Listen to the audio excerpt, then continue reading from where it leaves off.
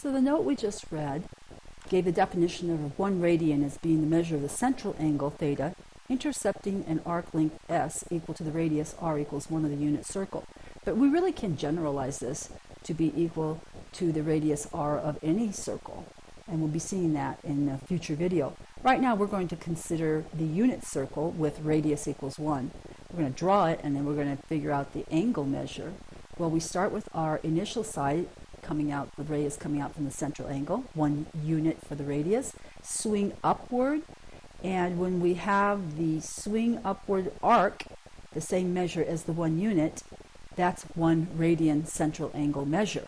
So that's equal to 1 radian, that central angle.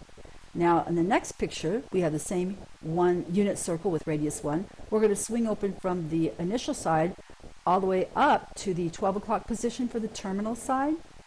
That arc is pi over 2 radians in measure, where we approximate pi to be 3.14, and therefore our pi over 2 radians in real numbers, you could write that as 3.14 over 2.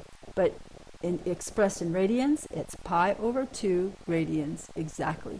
Pi over 2 radians. Next picture, this is called the straight angle. It opens all the way up. It swings up from the initial side all the way over to the, let's see, what is that, 9 o'clock position. And that is a measure, that central angle is a measure of r radians, approximately 3.14 units. So that's pi radians measured in radian measures. The next circle, we're going to open from the initial side all the way around, going up and swinging all the way around to the 6 o'clock position for our arc length S. And that measure for the central angle is 3 pi over 2 radians, which is approximately 3 times 3.14 over 2. And for the angle measure expressed in terms of pi, it's 3 pi over 2 radians. 3 pi over 2 radians. In our last circle, we have the angle starting at the initial side and swinging all the way around, 360 degrees around for 1 complete circle.